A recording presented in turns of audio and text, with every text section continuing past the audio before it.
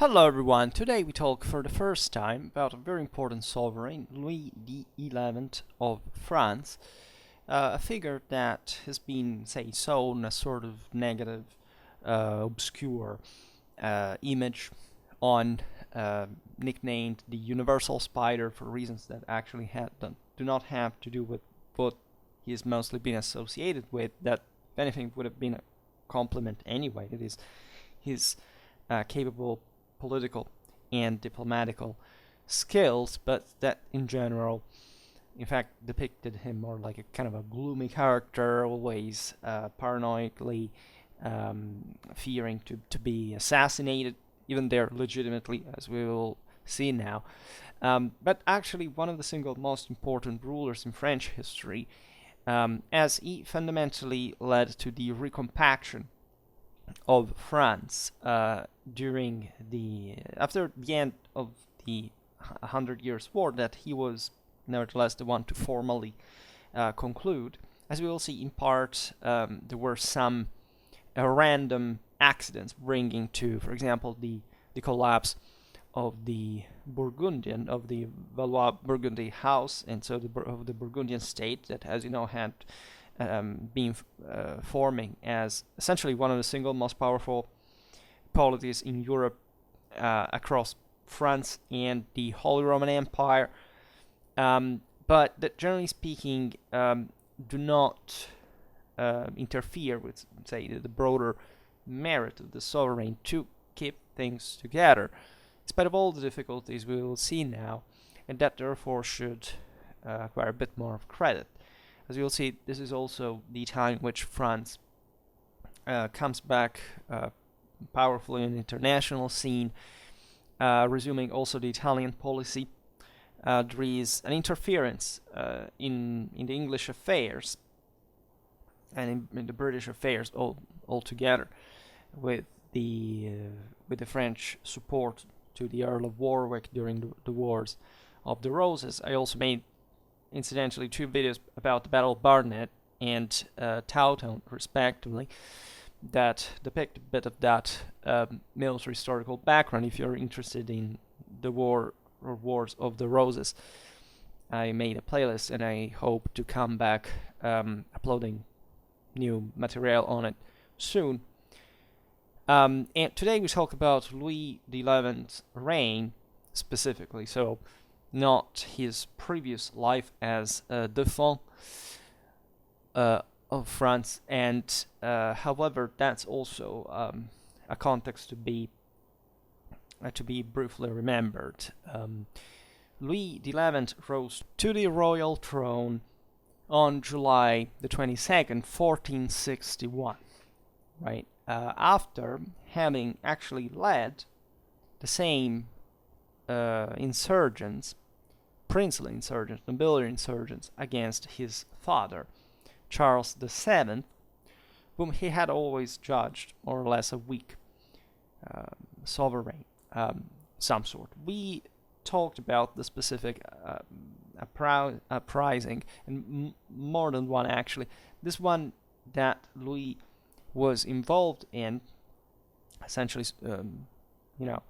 on the wake of the nobility against his father, was the so-called Praguerie, which is a name that the French gave to a state of affairs that was similar to the one of Bohemia, right, of the Hussite movement that had kind of struck the imagination, so the reference to Prague, and that had to do with a topic that we addressed recently in two videos, respectively, about, in fact, the French ordinances and the late medieval French military organization, right? That fundamentally triggered at the end of the 100 Years' War, and in fact beyond, and continuously so from the monarchic side, the maintenance, in fact, of a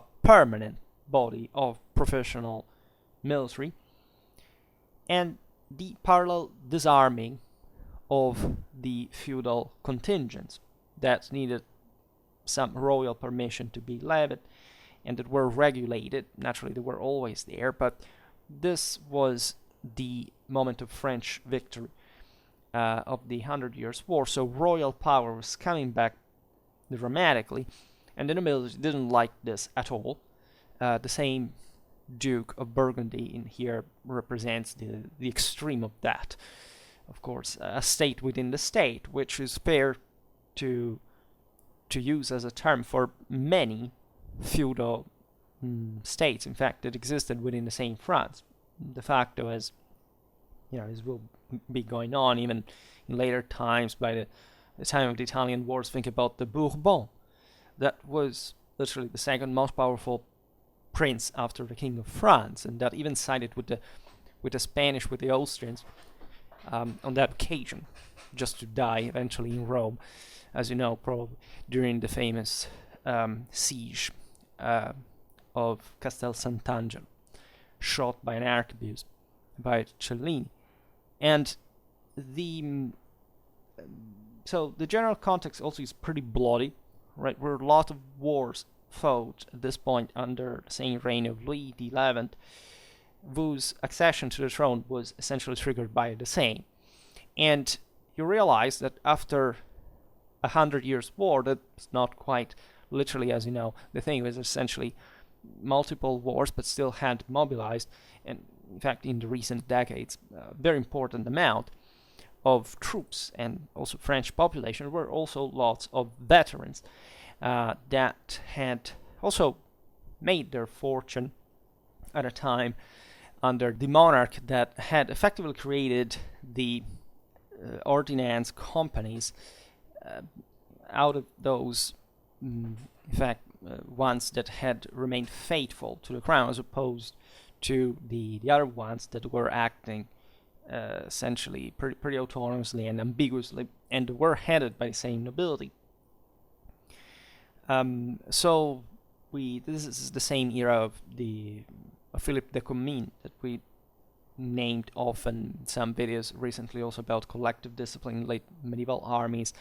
Think about also the Jovencel and other great names of great figures and works, and this broader cultural temper, which war was kind of gaining steam in ways that were unprecedented. And the same events of Burgundy and Switzerland and the Swiss Confederacy really showed that. The same Louis XI that basically had nothing to do with the Burgundian army and state demise, with that of Charles the Bold out of Nancy in 1477. However, had fought against the same Swiss in his youth. He was a man of war. He at least not quite at a regular level, but that's what you would expect from a French king. Still, at the time, he would fight, as we will see now, also the Battle of Montlhéry, in which he was unhorsed, etc. So again, we're talking about pretty brutal times and pretty dark moments. Today we cannot go in detail in every single aspect of Louis XI's reign, but it's really even just, for example, in terms of international policy and the various the marriage policies, the dynastic issues, right? He was the man who brought indirectly, for example, to the Arabsburg connection of Austria with the Netherlands, as he had an option at the time of Charles the Bold's death to compromise with some kind of marriage policy, for example, therefore some autonomy granted to Burgundy and her heiress Mary, that instead was married to the Arabsburgs, right? That was still a moment in which things could be kept within the French sphere, would have changed the entire history of Europe, because fundamentally the Netherlands would have stayed within a French orbit, rather, at least, entirely. Instead, he chose for direct war against Burgundy, and that's what also made the history that we know. So there are lots of great aspects here. The same goes for his involvement in the Wars of the Roses, and more.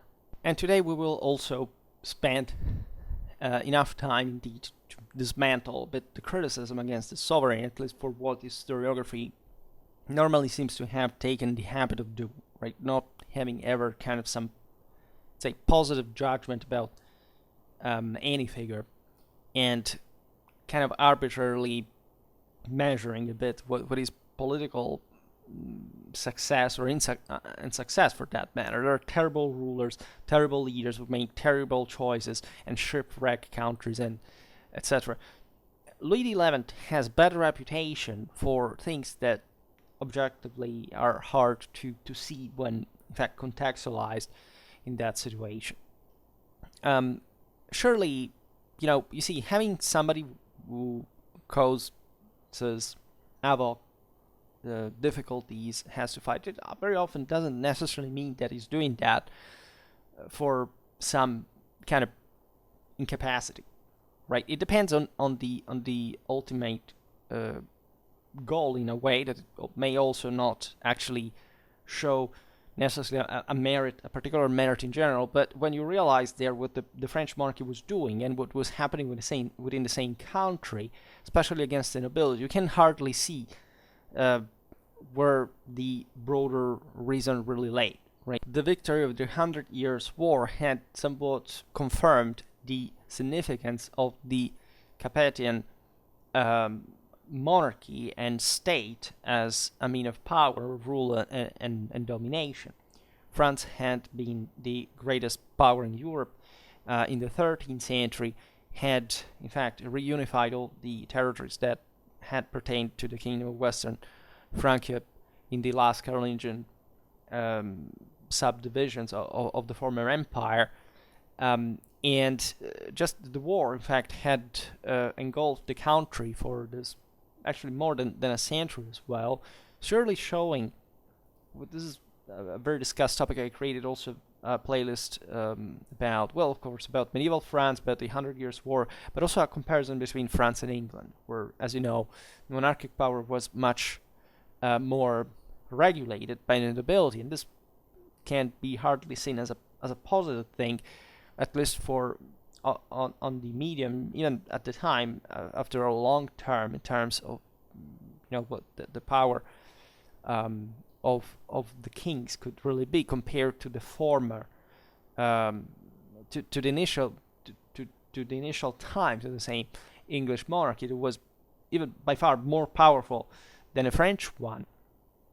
But things had changed, and they had changed along, in fact, side this kind of quite strictly monarchistic view that the Capetians had always reinforced, also in a broadly ideological, spiritual, national sense, and that paid off, right? There is hardly a teleology about how all these events could have eventually gone, but that's exactly the point. When you realize how France won the 100 Years' War, especially after the atrocious defeats that it suffered repeatedly, well, you realize that there was something there that was sustaining it, which was really miraculous in nature. The same young Louis XI had met Jeanne d'Arc after her success at the siege of Orleans, where the French monarchy was effectively about to be wiped out, the Capetian one. And so there was a broader moral, victory there that stood next to the monarchy, and the nobility had been playing, bitchly enough, right? Starting from the Bourguignon, etc. They were also, of course, seeking at the end of the day to reunite power in a broader sense, as everybody was trying to, but still from a perspective that was pretty ambiguous and somewhat also intolerable for such a kingdom like France. It was essentially reuniting in a way or another. So having the English threat, at least in the most, after 1453, most directly finished, but not because the English were not involved in France, as we will see. Edward IV invaded France under Louis XI, the main problem was reuniting the country politically, and the nobility that up to that point had, generally speaking, supported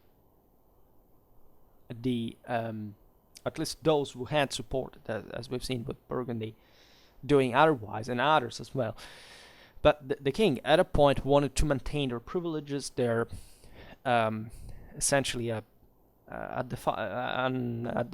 autonomous position in their own feudal states, and not really contributing to the broader reform of the sovereigns. So Louis XI had actually criticized his father because he was too lenient. So it's obvious that when he rose to power, he began to antagonize lots of people, right? The former allies, the princes, and definitely Louis XI was quite arrogant and arrogantly insistent on the crown's privileges. And you know what? He was right about that.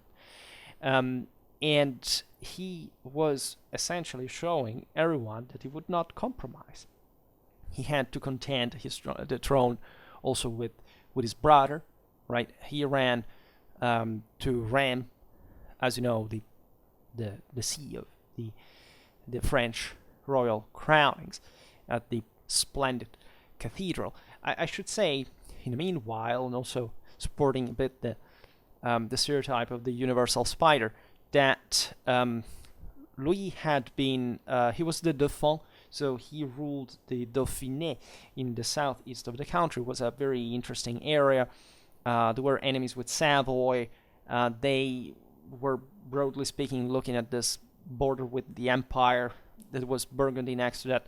And he had been at war, as we've seen, with his father as well. He had been defeated, forgiven. But at a point, he had also fled in exile to Burgundy, right, where he had been, sheltered as a pawn by the same Capetian dynasty. That we talk about the Valois, but effectively these were all sub-branches of the Capetian monarchy, and the Burgundians were the same royal family at the end of the day, and in fact they descended from the same people, so he was shrewd enough, evidently, to use all his cards very cleverly. He had married initially a Scottish princess who died, however, childless, and he took other six years to remarry by spending his life fighting, by the way, also risking his life. So just think in the mind of a sovereign, that at least of someone who has to become one, even just how important the struggles really were, right, of risking your own life, even though you have by right that future ahead, right? There is always something for which you can't be sure you will get there, and so you have to work anyway. He would marry with the Savoy, which would also open interesting say options in Italy later on, but we will talk about it in the end. And Louis was essentially imitating himself some of those who had been previously devoted monarchists, that is, his father's old retainers, that however were an impediment to much of his free hand, and he would treat them fundamentally as rebels, right? So also insulting their, as you know, a most dramatically inflated French aristocratic pride, which was one of the most viciously potent enmities you could form yourself. The point was the breadth of his projected reforms that entailed that further expansion, in fact, of monarchic power, also of the continuing the same policy of the ordonnance in general that had already been pioneered by his ancestors.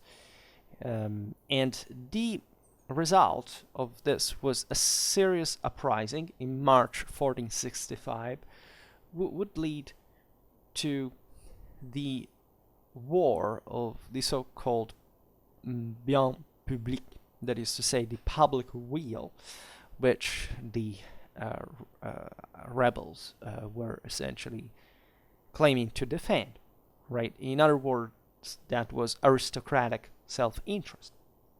That, again, was pretty much normal by European standards. What was not normal was the French monarchic potential and one of the kingdom entirely. Louis had also a sort of predilection, as most of the most powerful rulers, in fact, towards the anti-nobiliar element, so mostly the bourgeoisie as well, right? When he was younger, as a prince, he would very much embody the grandeur and the flamboyant nature of this time. He would spend a lot and dress up magnificently. When he became king, he said he became very prudent and cautious with spending for the state entirely, but for himself as well. Symbolically, he dressed up with something very, very, very simple, really, very, very cheap, and he would surround himself with merchants, other commoners, and so that was an important display of, humility, right? Considering, of course, that he wasn't humble at all, but that here we're talking about holy dynasties. Think about Louis IX, right? So there was always, as a anti-nobiliar card to play, the one against luxus, right? And so this was a powerful image. And the reason why he had also this inclination is that at the time of the war with his father, he had been supported by the people in Paris, that saw in him like an option, say a different individual, of course, because he would be the new sovereign at some point, apparently, as opposed to the other nobility. So that bond was already established in a way. As we will see, the commoners would play an important part in the support of the king, as we have seen also in the French military organization of this time, with the Bonville supporting dramatically the kingdom's political and the territorial integrity, also from a strategic point of view during these wars, either against foreign or domestic enemies, which in fact were embodying the same alliance of the public weal, same league, which was organized by these three dukes, the one of Burgundy, so a major, the same foreign and domestic enemy alike, through the heir of Burgundy, the one who would become Charles the Bold, that was not yet Duke himself. The Duke of Bourbon, that we were saying before, was already dramatically powerful in the very center of France, and the Duke of Brittany, that, as we have seen in that video about medieval Brittany made last spring, always maintained a great autonomy within the same boundaries of the French kingdom until its final absorption in the 16th century. It was an impressive array of opponents, and the league set against Louis even his younger brother, Charles, the Duke of Berry, who at this point was heir presumptive, and it fielded forces capable of holding the king in check on the ground. Witness of this was the indecisive Battle of Montlhéry, fought on July the 15th, 1465. One day we can make a video about that. And it's in fact a very chaotic battle, in which very few was accomplished, except an important deal of brutality, which everybody risked consistently, including the same monarch. And this test was not good because it showed fundamentally that both factions were deeply entrenched, each in their own political establishment. Yet, as you're hinting at before, Louis had an advantage that saved him from disaster at that point. That is the loyalty of the bonne ville. That is to say, those towns enjoying both wealth and the means of defending themselves militarily, also because part of the ordnance companies were stationed there by the king, but also the right to be represented in the estates, right? So they counted in the French Parliament. The Battle of Montlhéry had also not been completely devoid of meaning, of course. Now, we can't descend into strategic details, but this allowed the royal army to inflict enough losses on the Burgundians and to reach Paris, which the king seized control by being besieged eventually by his enemy there because of the intervention of the Duke of Brittany. So, as you understand, very complicated things. We will hopefully see them on a campaign video in strategic detail. However, in fact, this is the point. There was a broader stalemate that would fuel further ruthless struggle between the king and his opponents, and the country was suffering all that, of course. And this explains also Jean Machinot, our celebrated phrase of the universal spider, that however derives mostly, I think, from the fact that Louis at a point established the French postal system, right? And the spider's net there is essentially the very well connected, since Romano-Celtic times, French cities that also, importantly enough, are very important centers, very well connected by a road net. And here the king also, because of the aforementioned of the bonne ville, was counting very much on this political and strategic control of the country through them. So that looked like, the spider sowing his net, right? And while it is true that rather than being in control of the situation in a political or diplomatic sense, actually the king was risking a lot during this crisis, and specifically to be overthrown or assassinated, the terror was legitimate, right? This brought to the execution of, among others, the constable Saint-Pol in 1427, and also the Duke of Nemours in 1477.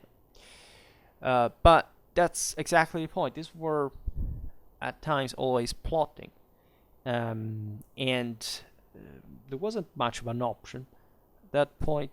The princes, from their side, were terrorized as well, and the only way they could keep on the struggle without being taken out was essentially maintaining, in fact, a united front, and also considering that any open action against the king would accelerate their targeting. They would also restrain themselves at a point to make direct attacks to the monarch. So what you see there is a pretty long time, 12 years, from 1465 to 77, constituted by high political tension.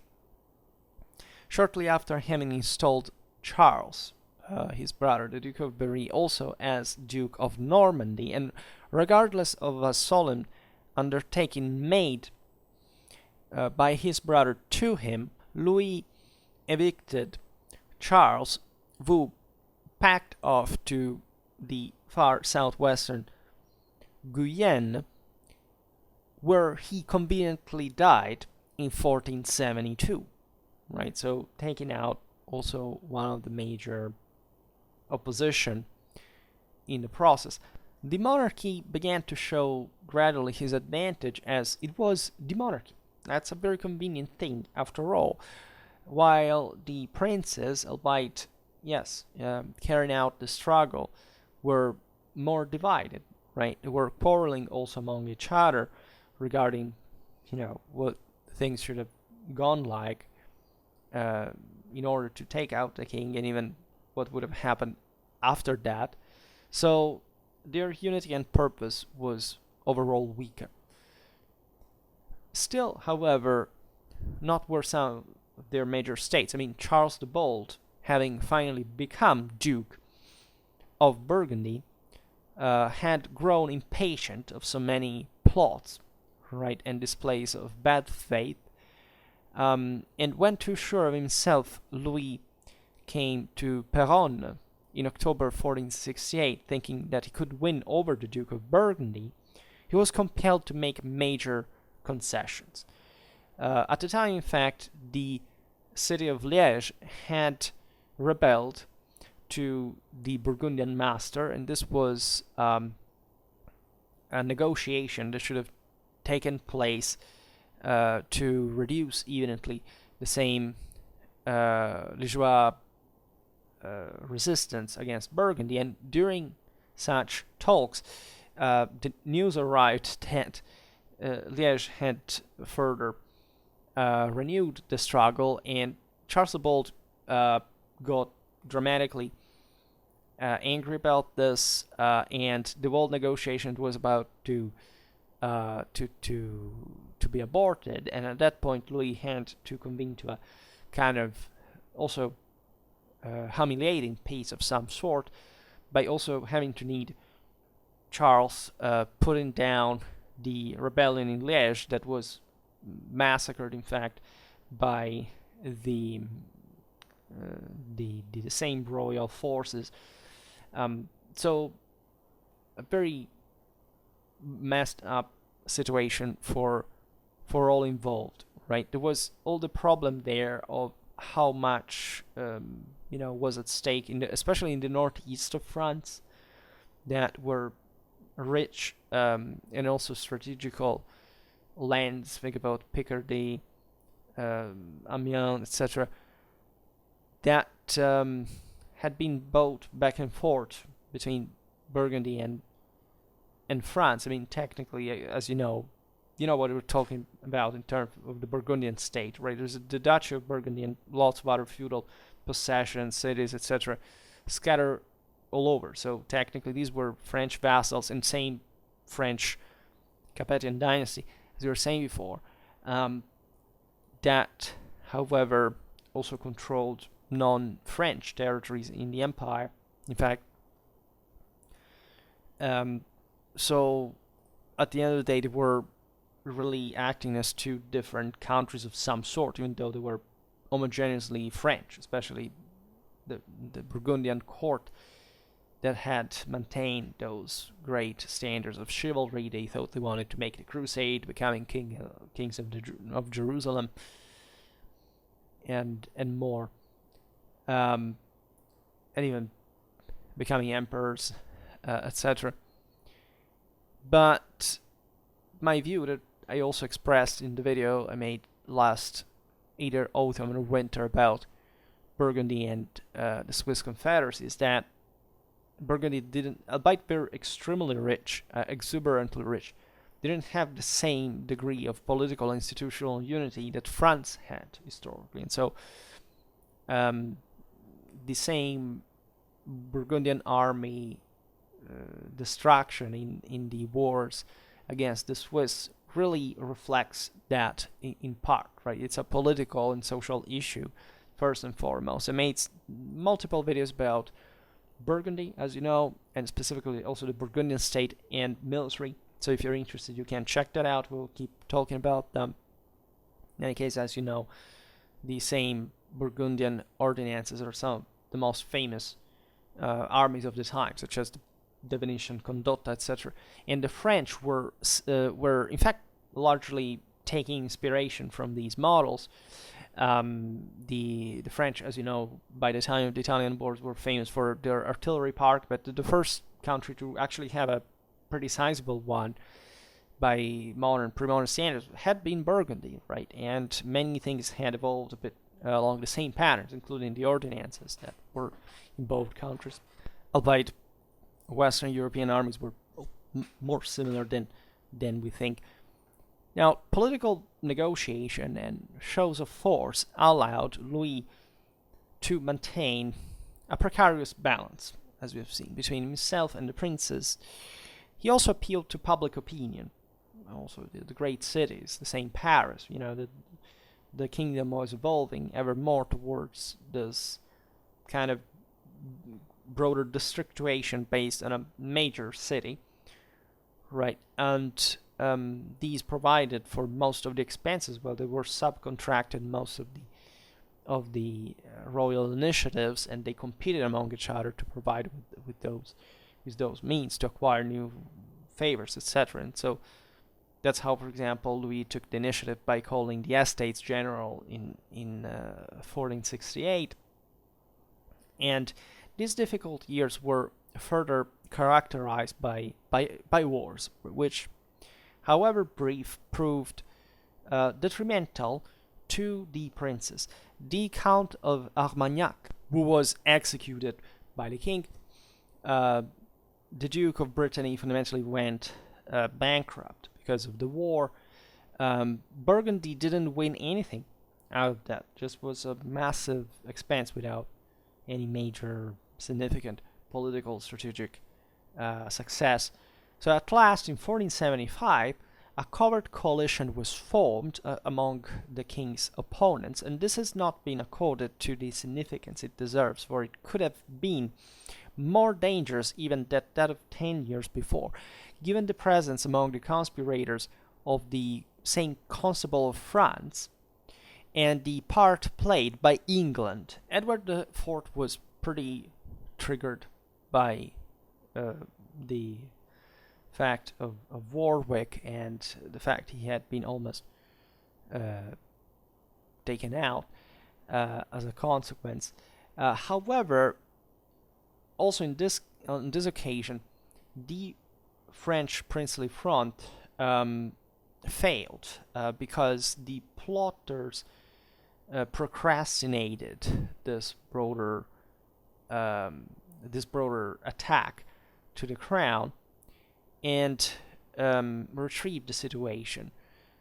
At that point, Edward IV, that had landed in France, was bought by Louis, that signed what is the formal end of the 100 Years' War at Picquigny on August 29, 1475.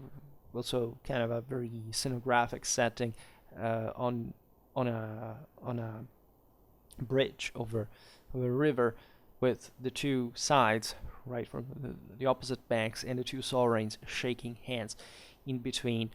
And especially, in fact, the end of the English involvement was a massive blow inflicted upon the other conspirators. This allowed the monarchy to regain terrain in France, beginning to recover much of the formerly lost influence on the country, quite concretely. Yet the most important event or series of insisted events by far in the consolidation of the French monarchic power was what has been defined also as the self-destruction of Burgundy in its ill-fated wars against the Rhenish towns, Austria, Switzerland, and the Duke of Lorraine. Right? If anything, Burgundy was provided with an enormous force that, on these occasions, proved to be, if not misused, at least, however, spoiled in by a certain degree, and that especially against the Swiss Confederacy, as you know, brought to the its own disintegration, right? Burgundy was brought to the grave by the defeats in open field. Even though we are a military historical channel based on the Middle Ages, I have already discussed the Swiss tactics. We can do it. We have just began telling the truth, but broadly speaking, I discussed the Burgundian Swiss wars in that aforementioned video. You can find the playlist on medieval Burgundy, medieval Switzerland, and generally speaking, also Swiss tactics, a bit like kind of the ethos and the political military nature of the Confederacy, the same military organization we have yet to discuss, but we have in a dedicated video, but we have digressed at length in it in multiple videos that also include, in fact, the name of the Swiss, so that they're really easy to find. Fundamentally, that the Swiss were pioneering a different standard of collective training thanks to their political cohesion, right? That in that sense proved to be more than Burgundies. And this is also not an insult to the actual military quality of the Burgundian military in an absolute sense, right? All those battles were Swiss gambles, right? As any war, as any battle, there is nobody who starts it with the certainty of winning. Von Clausewitz says this is impossible. Of course, sometimes it's just a much worse decision than another to start them in the first place, and those are things that you should handle politically for, again, other measures. But let's say Burgundy really embodied at the time one of the finest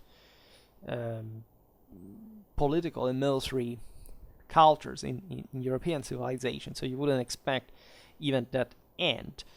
But as you know, Charles the Bold died himself outside the walls of Nancy on January the 5th, 1477. His body was recovered days after, half eaten by wolves. Pretty dramatic thing, and he was the last Duke of the Valois Burgundy line, which effectively meant, together with the military defeat, that Burgundy was done for. But it was still a large state, right? And there was a human banner around which to rally. That is, famously enough, Charles' daughter Mary, who would eventually marry with Maximilian of Arabsburg, as you know. But that at this point, consider she was the same Louis XI godchild, right? So that's interesting, and it tells you also how much properly the Duchy of Burgundy, the core of the land, Dijon, etc. I made a video about medieval Burgundy, so the medieval Duchy of Burgundy, specifically also about other Burgundies, as you know, there are several, depending on what we're talking about politically and or historiographically. But the rest of Europe was also pretty much pressing for, at least towards another direction that wouldn't at that point confer too much power to the Kingdom of France, and thus there would have been a Burgundian resistance. Louis was posed in front of the choice of whether essentially negotiating some sort of deal with Mary, maybe a marriage, something, thus preserving what had been traditionally in France the quite important Burgundian ducal autonomies, right? Burgundy was one of the most advanced, talking about the duchy specifically, one of the most advanced states in Europe. It was essentially a copy of the same French monarchy by a certain degree, and it had maintained this traditional autonomy against the same king's interference. So this would have likely prolonged the French pain for generations again. So Louis, that is often depicted as this, in fact, quasi-paranoid individual, actually was a very sharp political thinker, and he wouldn't take risks ever, right? His youthful years were quite educational about the necessity of, being prepared, taking all the precautions not to make an excessive gamble. But on that occasion, he preferred to cut short, let's say, and invading Burgundy, right? And at that point, objectively, there was this broader opposition to further French expansion. That, let's remember it now, was not just the Duchy of Burgundy that was the juiciest part, but also all the northeast, all those frontier areas with the empire. It was essentially a weak empire, right? So that the Arabsburgs intervened. That's also the political marriage with Burgundy. The intervention in the lowlands that actually had hardly anything to do with Austria, and so disliked also Maximilian thoroughly. Later on, there would have been the Battle of Guinegate that would end. It was just a Pyrrhic victory, but at least was the first Flemish victory after Montpellier, right? The Flemish army is, extraordinarily remembered in medieval history, notably actually for one of the greatest victories in the millennium, that is the one of Courtrai, but that was quite miraculous in its kind. In the following centuries, after Montpellier, there was also like a kind of so-so victory. Even the King of France almost got killed in it. The Flemish army, that fundamentally also didn't change in nature with the infantry, etc., was exclusively defeated in every single engagement, from that one to Guinegate, plus by essentially French Burgundian armies, right? So by the same feudal culture that Courtrai would have allegedly killed, or weakened to the point of never coming back. Well, definitely, if that is, true on a larger scale, with a gradual, say, a rise of infantries, but also with lots of back and forths, especially, after the mid-14th century, for a long time, infantry wouldn't do a big match.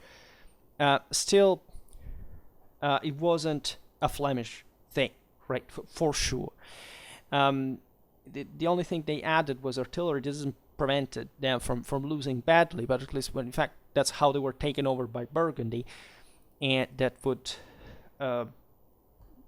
seize all that kind of fatally rich Flemish towns, guns, for their own army. In the video about the Burgundian army organization, we talk about the Flemish communal infantries within them as well. In any case, there was, of course, a war between France and the Arabsburgs in the same northeastern frontiers. Mary had already married Maximilian as means of escaping potential disaster that would have likely occurred, because Burgundy was still kind of isolated. In a strategical sense, it was very difficult to wage war. There weren't main powers there around anymore. Like the collapse of Burgundy created this huge gap, and you know that historically France would always try to expand either in Italy or in the Rhineland, so, or in the Netherlands for that matter. So always expanding in this Carolingian direction in a way or another. We've seen it also in the series about the Turkish wars with the Sun King, etc., very often. And that's what a united France always comes back doing in history. So, in the end, both sides were, saying there was not major headway, exactly because of the impossibility of settling the matter. Like, it's not that the Habsburgs or France at this point could reach each other with without a massive involvement, I don't know, the French and German, etc. So at the end of the day, they negotiated. Also, Louis at that point was not in too much favorable circumstances. This brought to the Treaty of Arras on December the 23rd, 1482, which also provided for the marriage of the infant Dauphin Charles to Margaret, that was the young daughter already of Mary and Maximilian. This is the famous Margaret of Austria, right? And she would have a great role also for the young Charles V in the Netherlands, etc. So we're talking about very important figures. And Mary's dowry would comprise, famously enough, part of her Burgundian inheritance, that in fact would remain to France in that process. That is to say, Artois and the Franche-Comté, albeit the latter was always kind of debated at a point. It's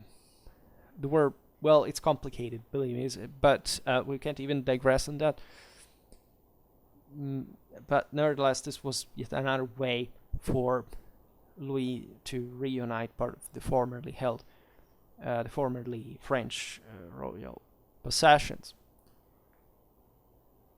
And in the process, royal power gained a dramatic momentum that internally, through deterrence or actually direct intervention, resulted in the neutralization, for example, of the House of Orléans, through the enforced marriage in 1476 of the Duke Louis, that was the future Louis XII, King of France, to Jeanne, that was one of Louis' daughters, which was a bad deal, and they probably knew it at the time because the girl was probably barren.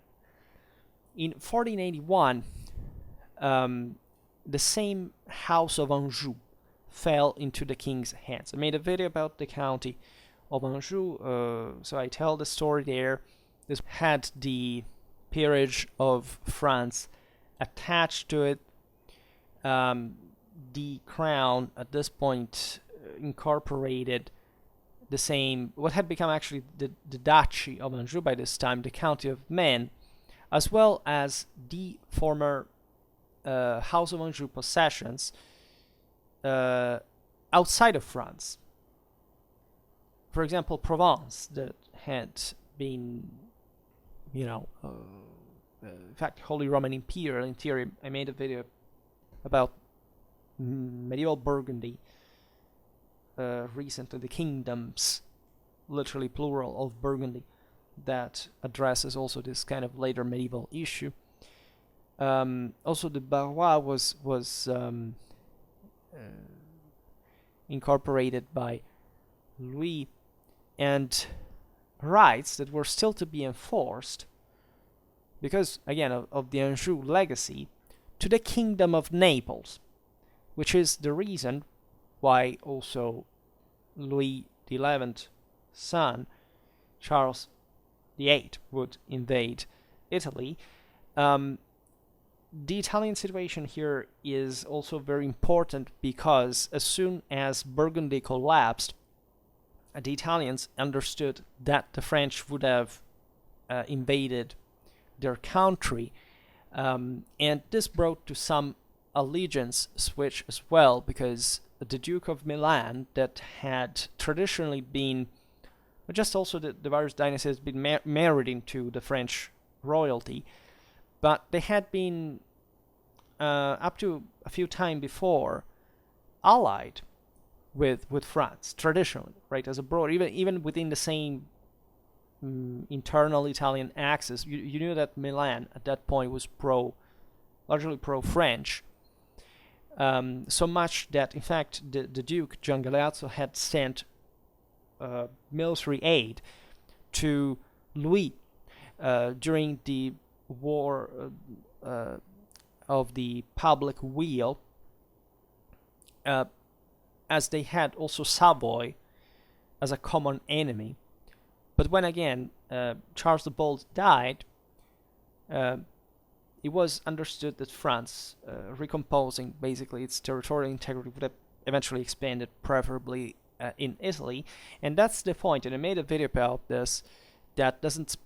I don't remember how it's titled, but has to do, again, if you go in the medieval Italy playlist, you will find it, regarding still the treaty/peace of Lodi. And so this change in alliances that occurred after the Duke of Milan had, in fact, imprisoned the King of Aragon after having captured him off the coast of Naples in the first Aragonese failed attempt, the first one, to seize southern Italy from the Angevins, mainland Italy, as they were already in Sicily. And exactly in these years, the Kingdom of Aragon discussed the thing as a prisoner with the Duke of Milan, and convinced him that, given the new alliances that were forming, also because of internal Italian affairs and other international issues, but also because of this one of Burgundy and France, would have been more advantageous for Aragon to take over Naples. And that's in fact how the Aragonese conquered it, as the Duke of Milan supported them, and that was accomplished. And the French wouldn't accept this. They still regarded that as their own kingdom. Plus, they had some dynastic connection with Milan as well, since Visconti's time. So over time, there were issues also with the Sforza regarding this, and that's also the base on which Milan was eventually occupied, albeit briefly, as you know, by the French before the Arabsburgs took over. This is Louis XI. We will talk more about him. Louis died in 1483 on August the 30th to the 31st. And there's a big legacy left by this sovereign, as you understand, broadly speaking, because even though, as we've seen, some things came just by accident, especially the most important ones, the self-destruction of Burgundy, still, this is the moment in which France reacquires fundamentally fully a political territorial unity at the expense of also the internal opponents, right, in an autonomistic sense. We'll talk more about him. Hopefully we'll talk more about medieval France. For today, however, I stop it here. I just hope that you enjoyed this video. If you did, please share it. Otherwise, leave a like or subscribe to my channel if you're interested in my upcoming content. And for now, I thank you heartily for listening to me. I wish you a nice time and see you next time. Bye.